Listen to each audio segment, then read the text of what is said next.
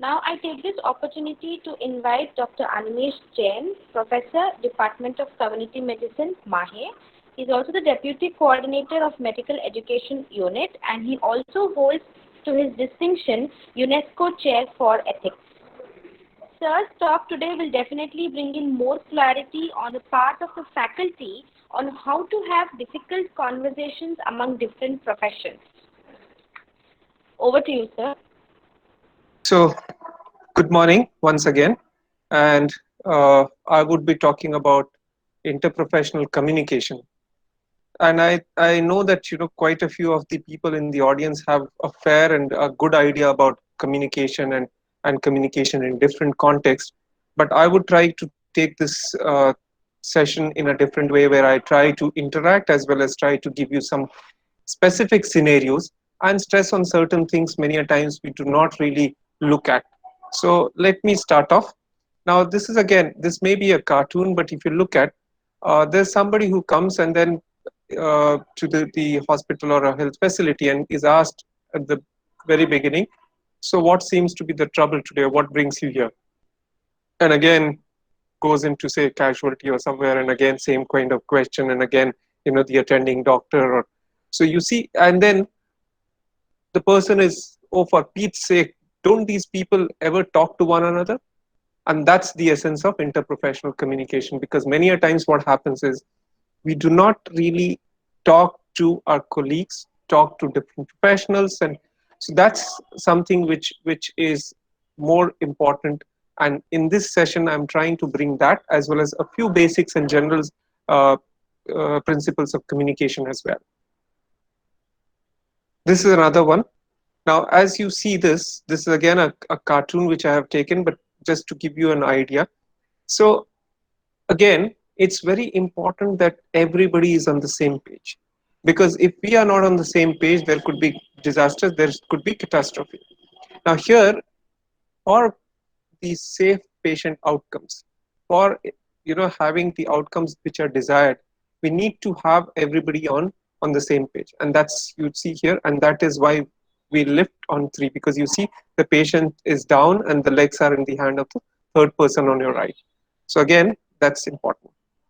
And this again shows you about the clarity of the roles. So we can't be blaming each other when it comes to the roles, and we need to have that clarity as well. And when we work in team, and today's healthcare is not just confined to, say, a person specific, or say it's not just one person centered, but it's more of a teamwork. And when we are talking about teamwork, we need collaboration. I'm sure that you had some sessions yesterday and this morning as well, and you got some idea about interprofessionalism.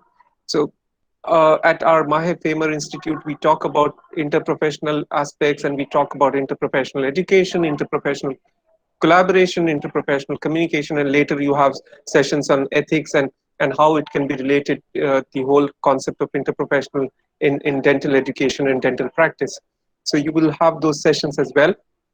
So I'm sure that you'll get a better perspective. But I will try to give you the whole idea about communication in session. And so, see, the whole objective of our patient care, whatever field we may be in, is ultimately our patient should be satisfied. Or the whole idea is basically like we are trying to look at whoever is our end user, they need to be happy, they need to be satisfied. And patient satisfaction, let me tell you, has two components. One is the expectations. So anybody who comes to us, they come with expectations. And those expectations, when they don't match what they actually experience or perceive when they come to us or our facility, that leads to that dissatisfaction. So if perception minus expectation, the result is not, you know, kind of zero or very near to zero, then there is dissatisfaction. And this is the essence. And it's not just our skills or our the procedures or the treatment that we give, but it's much more beyond that. So it's very important that we show them how do we care and what do we do, and what we are doing, that should show that we are very concerned about them. So people do not care how much you know, until they know how much you care. And this is a very, very important and very powerful statement. So if you look at that, it says people wouldn't really bother and they wouldn't like care about us until they know that we care about them. And this is important. And again, to give you another perspective, good patient care in most basic form means understanding and responding to your patient's need. And how can we do that? If we work and gel together and we do it with a common good in mind, that means the best that we can deliver. And at the same time, realizing and unleashing the best of our potential of each one in the team. If we do that, then it's just a breeze. So it's very important that not just skills, but we need to have soft skills as well, which are well polished, and it includes very importantly communication. So that's very, very important. So let's move on.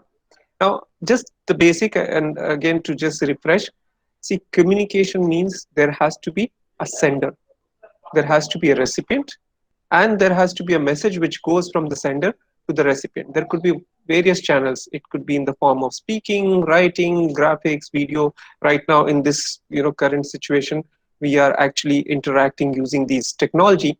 So that's also there. So once the message is sent, it's in a way it's coded and it's decoded. That means the person who's receiving the message, in this case, when I'm talking, I'm sending you a message and you are receiving it. Now you need to understand, so you decode it and and then again it becomes sometimes challenging, especially in these technology related platforms when I'm not really interacting face to face. So I do not really know sometimes your reactions or your responses, or even sometimes the body language, but I do get a feedback. Now in this case, if I take an example, I will get a feedback when I ask you a question, when you put something in the chat box, maybe when we interact and you unmute and you talk to me and I respond. So these are so that's again the whole feedback loop coming back to me. That's the whole communication cycle, and that completes the cycle, which we all know. Now, communication entails much more than just, talking or just writing and giving orders, or it entails a connection from one person to another, and it's more of a psychological thing as well. So we need to understand, we look at the person and their personality, their mental makeup, and we connect. It's much beyond just the words, whether it's written or spoken. And of course it has other things like body language, my gestures, postures, and my the whole kind of the environment that I create.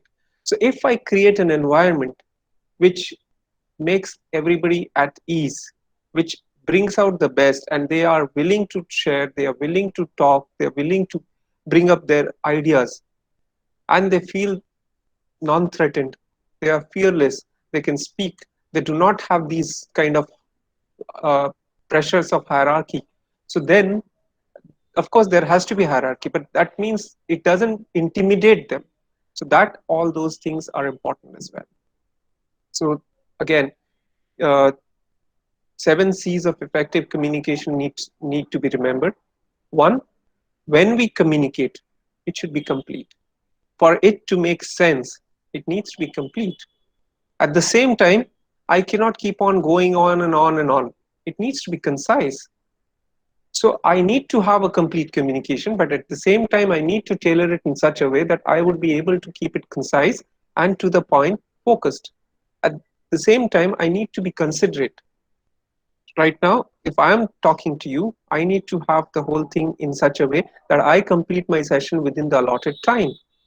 At the same time, I need to be considerate of your understanding your other engagements, and at the same time, I need to be very clear.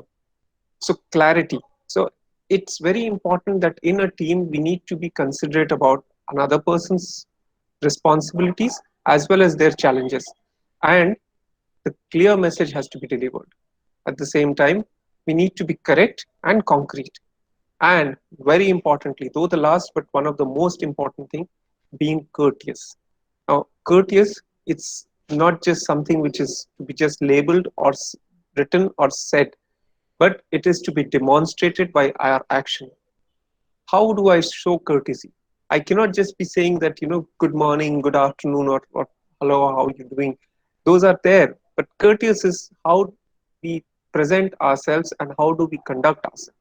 And that creates the whole environment which makes the other person feel, yes, I'm being valued. I'm being, considered as a very important part of this team. And that's courtesy for you. I hope the basics what I have touched on are okay and clear by now.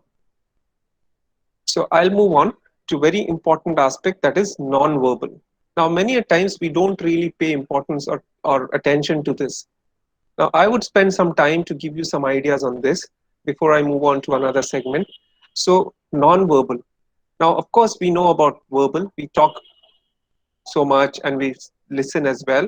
But it's important to pay attention to body language. Many a times we don't really pay attention to body language. Now, body language includes the facial expression, the eye contact, the postures of the person, how he stands, how he sits, or so that the gestures. So gestures could be my hand movements, my uh, signaling to something. So all that, and the touch, of course, with its own ramifications and some caution. So these are something which have to be remembered and taken care of, and this has to be consciously thought of. Once we start doing that and practicing it, it becomes a habit. So again, if you see, non-verbal communication is in different ways. You look at the person. If the person is pleasant, smiling, that again brings you that kind of ease.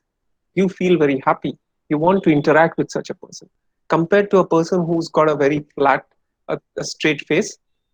Okay, not intimidating, but not very inviting as well. At the same time, if you see another person who's got a very frowning face or is always serious, and you will be a little restricted in going and interacting with that person. You don't know what's coming. You don't know what the person will be probably thinking. So you are not feeling very, very, say, invited to go and speak. Similarly, if you look at stance, now the stance, if it's a closed stance, that means I'm not really up for comments, or I'm not really going to mingle much. Whereas the other one, open stance, shows that yes, I welcome you all to. So you see the closed and open stances again. So this is much different. When if I am speaking to somebody, my open stance will really help people to approach me. That means I'm open. I am expecting people to open up as well, and I am inviting suggestions and comments. Whereas the closed stance gives a picture that yes, I'm not very keen on taking other views. So that's again, maybe sometimes we do not realize, and that's why it's important that we are aware of this and consciously we try to. So once we try doing that, that happens. Now you look at the picture on the left. The person on the left most is straight. Now again, that shows that it's not very, you know easy to approach this person, and maybe he will not take things very, uh, say, comfortably. But if you see the other stance, that is again a closed gesture, that person with that kind of a head held high and nose like that shows that possibly this person thinks himself or herself as somebody who's at a higher pedestal and is not willing to listen. You look at, these again, the rightmost, you see the person is a little shaky, though well dressed and with suit, and the hand gestures and movements, that again sometimes distracts. So these are some things which may happen, and sometimes involuntarily and sometimes unconsciously we may, or subconsciously we may not realize it. So it's important that we actually pay attention to these and bring these things into our habit, so that it becomes much easier for people to interact. Same times, when we are actually talking to somebody, you see the posture there. If I give that kind of a posture, that means I'm not really very interested. I look very disinterested, listless, energy is not there. Whereas the other person, if you see on your right, is talking with all kind of, the gestures, as well as there is a bright smiling face, pleasant face, and very clear speech. So that makes a difference again. So again, how we speak to people, what kind of value we do, and what kind of atmosphere we create, that makes a difference as well. So it's important for us to understand and try and bring that slowly into our conscious practice so that we can deliver better. At the same time, you look at this. Your left, you have a person who's sitting down and the other person talking. This shows again a different kind of hierarchy, and that may not be very conducive. At certain situations, this can even become something which will result in some kind of a, like egoistic kind of sentiments, and it will also probably lead to a lot of clashes. Whereas again, on the right, if you see, the person is being talked to, and this person is thinking and not really, probably it's again going into or drifting into the thoughts. Now that again might convey that, the person is listening and then suddenly drifting, and then if on the course of time, in the course of time, the person starts getting entangled in their own thought, then there is again a problem. So if you look at the same thing now, compared to this, if you see the third one, now there is no interest. So there is a kind of a disinterested look. Now, if somebody is talking to us, we cannot be just showing disinterest. It has to be active listening. And active listening is again very important, because if we listen actively, for that we need to, one, have a posture which shows that we are listening. At the same time, we need to listen and comprehend and make sense of what we are doing. And we also need to process that. How do we do that? So we need to at times check back for understanding. If I'm speaking also, so did you get me? And if I'm listening, I'll say, okay, so wait a minute, let me check. Have I got you right? And then this is what you said, right? Am I getting it right? So you want me to do this. This is this, and following this, you want me to act on this by doing this. Now I will do this and get back to you on this particular day. Is that right? So active listening means I'm making sense, I'm grasping things, and then I'm checking for the understanding. At the same time, if I'm delivering that message, so okay, now I have told you this. Now, could you please tell me, have you understood everything? Have you got what you're supposed to do? And then that could be at the end of the person who's sending the message. Hand gestures are very important. I showed you some. Express our culture, they express our personality, and it also adds vitality to our message. Now, if I point to somebody like this, now that pointing can be intimidating. At the same time, if I use a gesture which is a little more, friendly, and something like open hand gesture, that kind of brings the person at ease. So if I'm using this versus this is very different. And if I'm doing it, say if I'm in a group of people and I point to somebody, that sometimes may be demeaning. So until unless I really want to, so I would not do that. Instead, I would rather use a open hand gesture. So it's important for us to be aware of these things. There are actually a lot of material which are available on these things, and we can try and look at those and probably build those things in our own practice. Just to give you a brief summary of what is effective. Now, coming to hand gesture, we can't be doing the same gesture repetitively again and again. So there has to be a variation. At the same time, it needs to be relaxed, and it can't be just going on and on with all the hand gestures. So there has to be some purpose, and it has to be separated with certain pauses, that is stillness, and then it has to go along with the other body language. It cannot be that my body language or my expression says something and my hand gesture is something else. So we need to be mindful of that and aware of that. So it should not be repetitive, it should not be tense or rapid. It cannot be just constant or purposeless. So I'm talking something and my hands are moving like that. That will be distracting. So I cannot be talking something and again at the same time I keep it very stiff and then move only at times. So that cannot be again the case. So the essential point is we gain the power to choose by making the unconscious conscious. As I told you, we need to understand this. We need to build this up in our conscious efforts in our daily practice. And once we do that, somehow it will become our habit. And that's something which comes with a deliberate practice. Now, I want to give you a narrator story. Sometimes not just the postures and the gestures and our face expression, but also silence is important. And this is something which happened in 1984. I'm not sure if some of you recognize, but in the audience, if you can recognize, it would be good. But this is none other than Steve Jobs. In 1984, when he launched the Macintosh, if you Google that, you will find it on YouTube. This was such an impactful thing. And what did he do? When he launched it, he just announced and he said, "You've been seeing pictures of Macintosh, and today you are going to witness it." And he just says that, shuts up, walks up to a bag, and he says, he doesn't say anything. He just opens up the bag, he brings it out. So before going there, he said, "You're going to see it, and all the images that you're going to see on the big screen now will be from this device, from Macintosh." And then he walks up to that. It's all dark on the stage. That's why you see that picture. And then he opens that bag, pulls it out, and puts a floppy disk into it. And lo and behold, you have the whole thing running from the Macintosh device and the whole thing projected. The crowd bursts into, appreciation and cheers, and that's the power of, demonstration and the silence. He just let the whole thing be demonstrated instead of talking about the whole device and saying so. What did he do?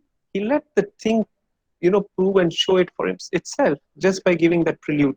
So that's again the power of silence at times. Of course, I've used deliberately an example like that, but that's the power of silence and power of appropriate communication by just demonstrating. Now, let me give you another story. There was a dentist, and he had some issues in his clinic with the dental equipment and chair. So he summoned the technician. The technician uh, comes and he says that just fix this. And he's trying to speak, and he said, "I don't care. I know that this has to work, and I'm telling you now, fix it right now." So he's trying to tell and explain to him. He said, "I don't care," and he himself picks up the call and calls up a service facility, and he says, "This is the problem I'm facing." And then they tell something, and then he says, "See, this is what they're saying. I order you right away, right now. You please fix it." And this guy just does as he's told. The next day, when they're discussing, they find out that the equipment actually was under extended warranty and AMC, and this could have been repaired and fixed within that AMC contract. Then he summons him again and he says, "Why didn't you tell me?" He said, "I was trying to tell you that, but you never listened." He said, "But you didn't tell me." He said, "But you were so furious, you were so intimidating, and you told me that you have to be doing this right away, right now. I don't care about anything. And then you called up the facility and you gave me instructions. I followed your instructions." So you see, again, I'm trying to bring in that sometimes we may not realize, but what happens is we are trying to overpower somebody. We are not giving them a scope to express themselves. And sometimes people who we think probably are of inconsequence, they might have something valuable to add. So in this case, he was never given a chance. And then finally he said, "Okay, what's in it for me? Let me just do the job. I'm being told." So again, it's important for us, however the small or the big might be, we think in that way, but every person is important. And we need to have that openness to appreciate and listen, because sometimes that may be very valuable. So that's something which I thought I should share. So it's a collaboration. A successful interprofessional team will have collaboration, and collaboration will result from effective communication across the team and from every member of the team.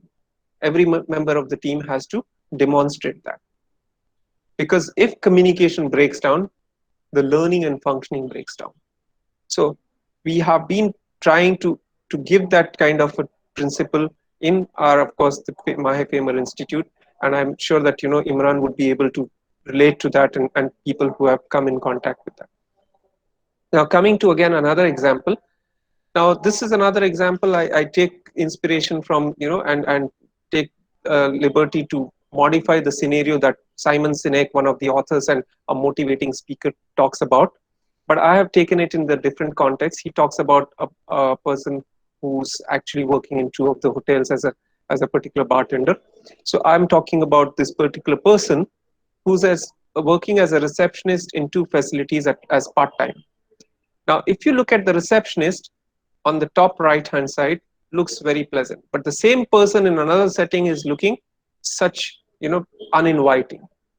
Now, how is it that same person is looking or being very pleasant in one setting and the same person in another setting is different?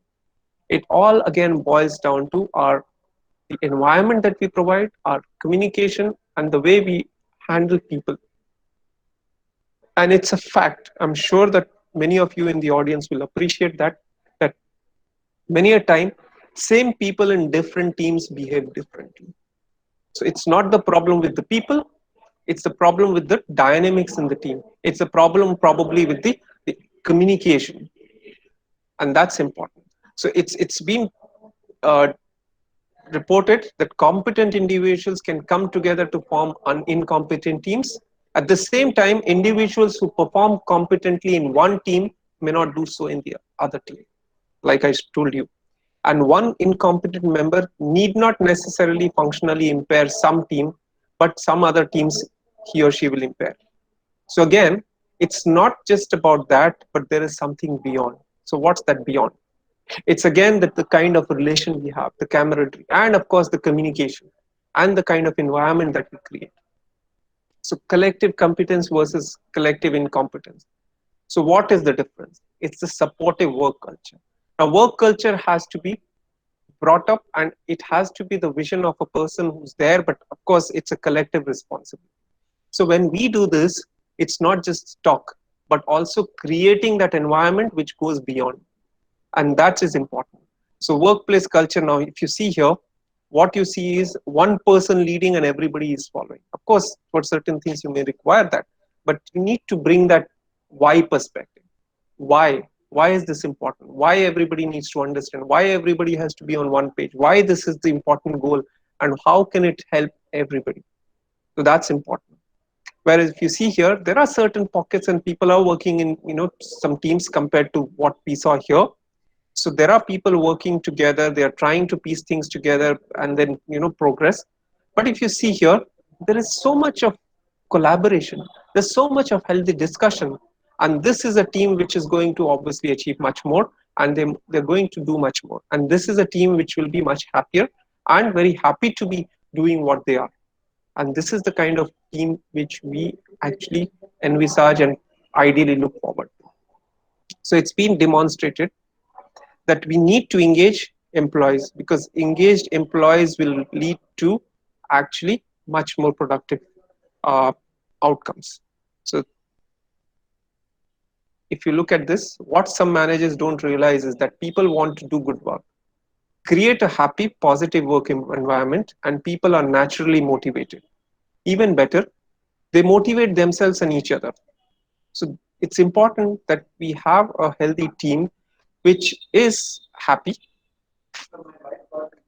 So it's important that we have a team which is happy, which has a positive effect on everybody else, and they in turn will motivate each other. So it's important for us to realize that potential and need to give that kind of a environment. Now let me talk about psychological safety.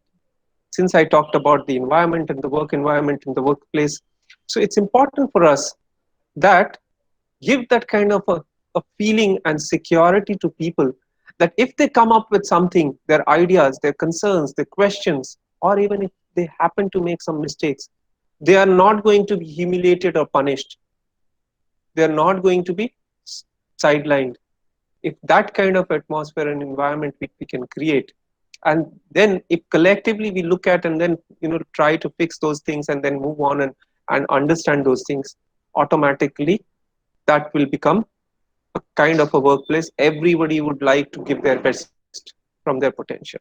So there is an interpersonal risk which is possible, and safety is, please remember, safety is not just a feeling. I mean, sorry, safety is not just merely a word, it's a feeling.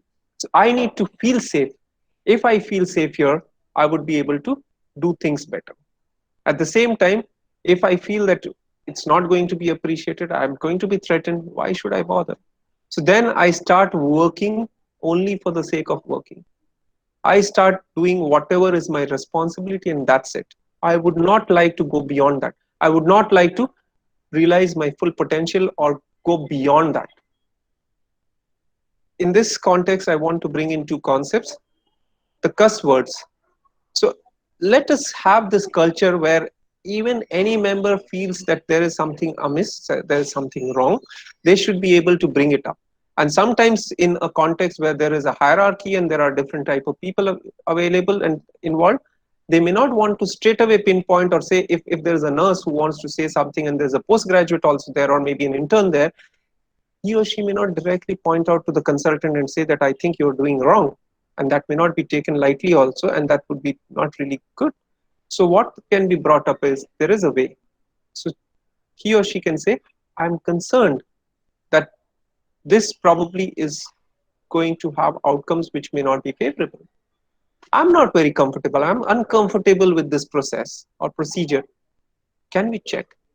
And if that again is not noticed, so first level is I'm concerned, next I'm uncomfortable, and the third and final level is this is a safety issue.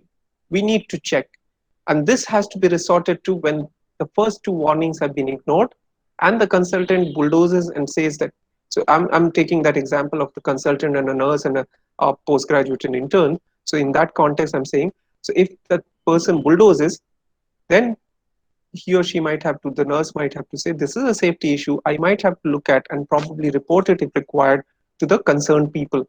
And that, of course, is not the scenario I'm looking at, but that could come to that level if at all the first two are ignored. The other thing is ISBAR.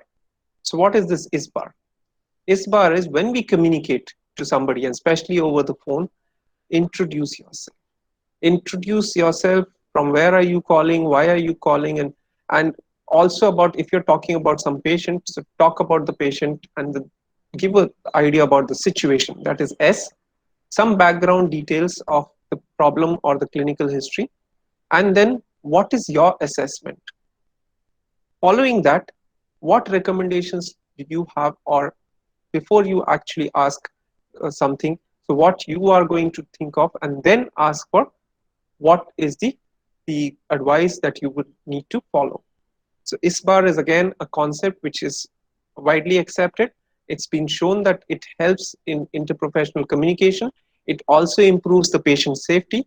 So it's usually SBAR, and I has been added because introduction is important. That's ISBAR, the new concept again. So SBAR or ISBAR is very important concept, as you see. So again, we need to have such kind of programs where we can promote this positive communication and collaboration between the different sectors. Now, again, it's important for us, like, to understand that. Now, I'll show you certain scenarios. Now, in a ward, there was, something which was not done properly, say the bed was not made.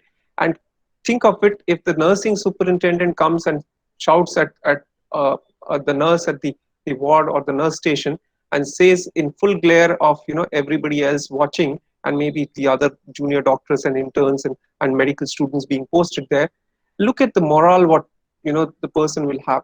So again, it's important for us to recognize that and use judiciously our ways of communicating. Instead of that, the person could have been called aside, or look at this here, the body language. So that is quite threatening, and that is so humiliating. Similarly, if you look at this, this is kind of a fault finding. So the doctor is talking, and then the nurses are saying that it was her responsibility, I didn't do it. And so it becomes such a scenario. Instead of that, instead of being a fault finding mission, if we try to look at, okay, this has happened and this could have been a issue of patient safety, so let's look at and how do we avoid, and then these kind of things can be discussed and brought in as case studies when we review, so that can help us improve. Similarly, think of a communication when somebody calls up and says, I need the reports of so and so, or I want to know about this particular patient. Tell me who's this talking, and then the voice on the other side is like intimidating, automatically it becomes very different kind of a conversation, and it becomes some kind of a thing which will not be very pleasant. So that's important as well. Now I'll give you another example. This is something which is kind of an aggressive communication on your left. So there, what is happening is the nurse is trying to say that when I saw the blood sugar in the morning, it was high. The patient's blood sugar was high, and doctor says, "Nurse, I know what to do. Don't teach me how to manage this." So obviously there's a confrontation if the nurse's personality also happens to be something which says that I know my job, don't tell me, I have done this and I know how to do this. So that becomes a confrontation.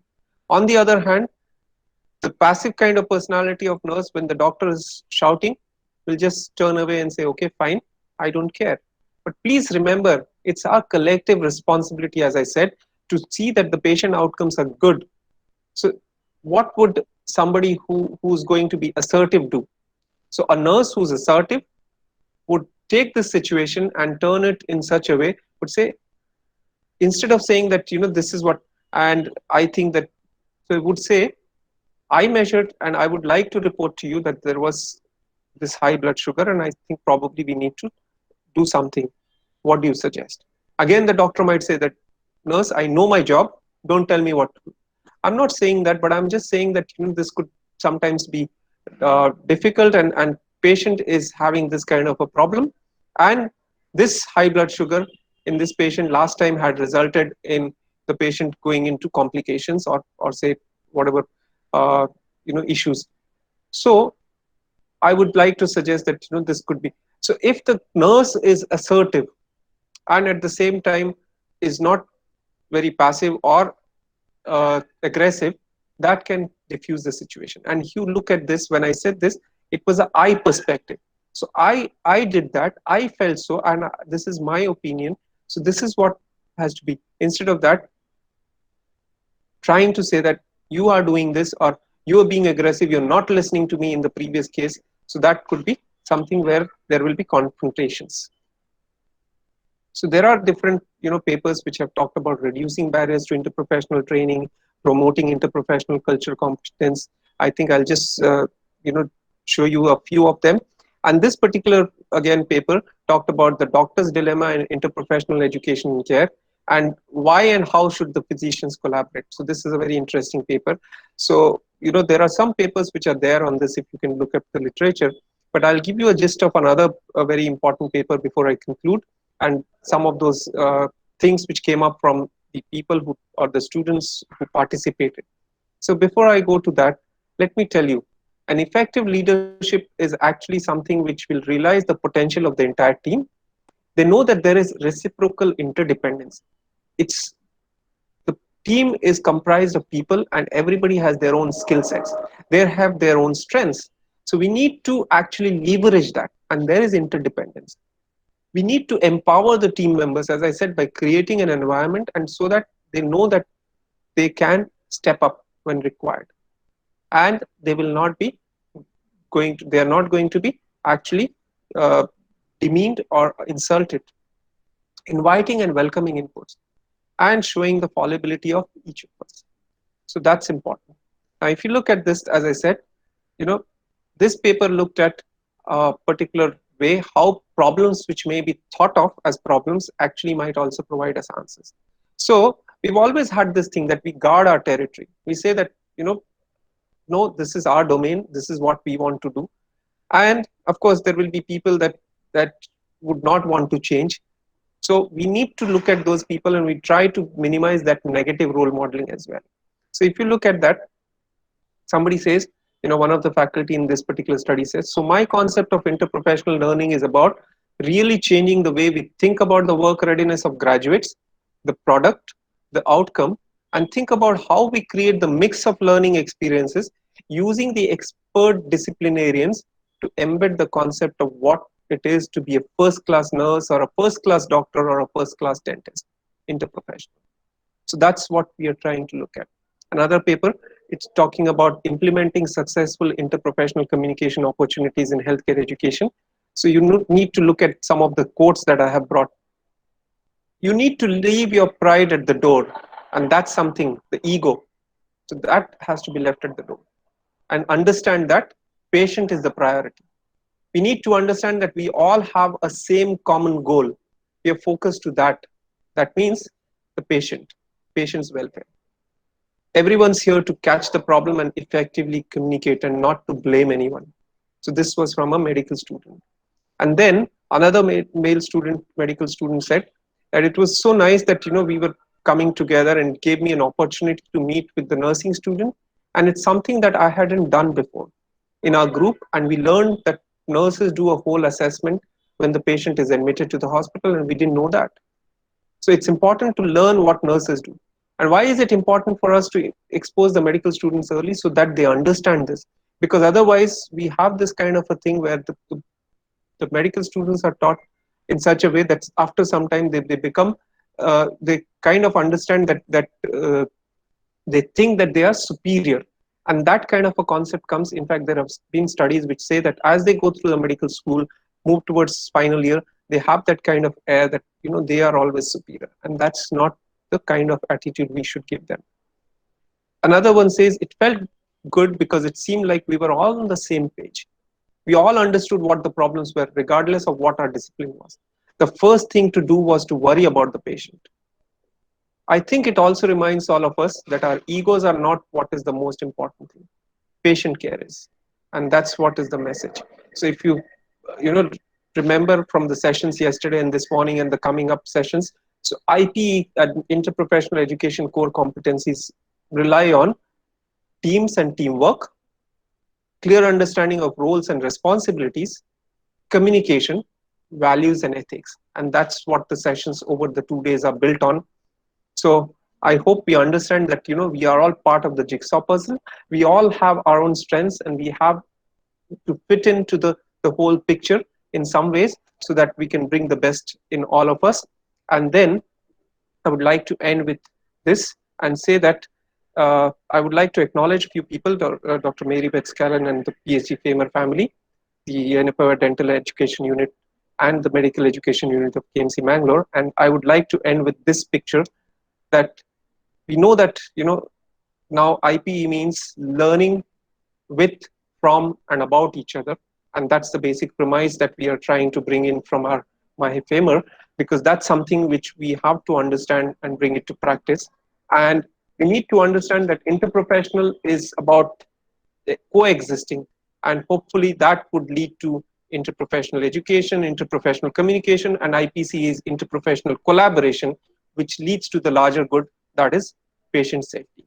With that, I would like to end my talk, and I would be happy to take a few questions to the best of my abilities. Thank you so much. Thank you, sir, for giving such a wonderful talk and a deep insight on a very powerful word, I would say, communication. Sir, I have a question, sir.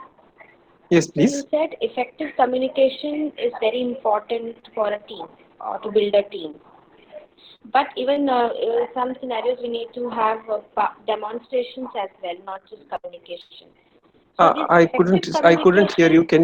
you. Can you please come again? So you said effective communication is important in a team, and then following that, I lost you. So you also spoke about the demonstrations to be given. Sometimes we may have to demonstrate, not just speak. So Right. effective communication clubbed with these powerful demonstrations, can they vary depending upon what type of crowd we are addressing to? Yes, but the basic principles will, very good question, but the basic principles will remain the same. So if I'm trying to give you, as I told you, with some body language and postures and gestures, so if I create Thanks. some kind of a, the environment which shows that I'm not going to be really listening, or I'm not entertaining, okay, what you're going to say by my body language. At the same time, when I, like, when you come to me and talk to me, I do not really treat you well, or I just, okay, that's fine, like, good that you said that, but I think, no, this has to be done this way. Now what have I done is, by doing that, I have brushed aside your idea, and I have discouraged you from future sharing, right? So that's the demonstration I'm talking about. I know it's easier said than done, but it can come. And if, of course, if we try and look at things, and if we look at people who have been very successful and they have a very good team, we would realize that they always listen to people. I would like to, also bring in something which I learned during my postgraduate time, and I'm sure that many of the people here in this audience know him, Dr. R.P. Pai. He used to say that he learned from his superiors that whenever he crosses some people, I think it was Dr. L.M. Nath and Dr. Chaklatar, he used to quote, if I remember correctly. So he used to say, even if he crosses some people, people even in the lift or anywhere, he will ask, so how are you doing? And the next question would be, is there something that you want to tell me? Or he will even ask next question, is there something that I need to know? Now you see that that's so powerful, because there I'm trying to give that person an opportunity to share and also learn from that person, and that kind of a thing which puts them into ease. Again, when I say that, it's not just for the saying. I have to give that kind of a hearing also. And then if somebody shares something, I have to do something, or if I need to do something on that and act and get back. I hope I have answered your question. Yes, sir. Yes. Thank you, sir. Okay. Right.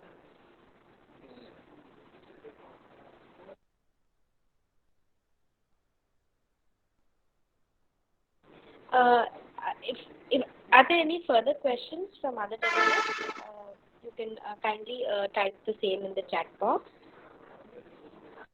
So I see one comment there. Most of the Indian doctors are introvert. That might be considered as closed stance, whereas they may be actually open for help. Well, I do not really know about this, that whether they are introvert or not. We'll have to really look at their kind of assessment and Myers-Briggs analysis. But of course, I feel that that it's important for us to demonstrate, because being human beings, we can perceive things, and when we perceive things, it's so many other things. It's not just what we are saying, but it's also the kind of the whole perception which comes with the different senses which perceive and pick up things.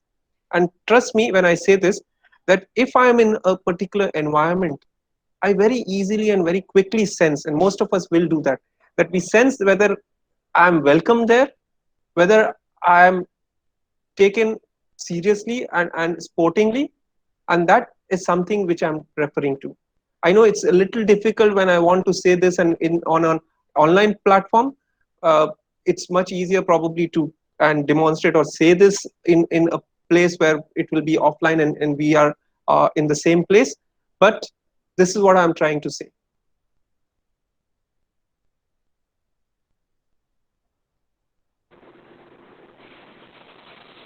Any other question?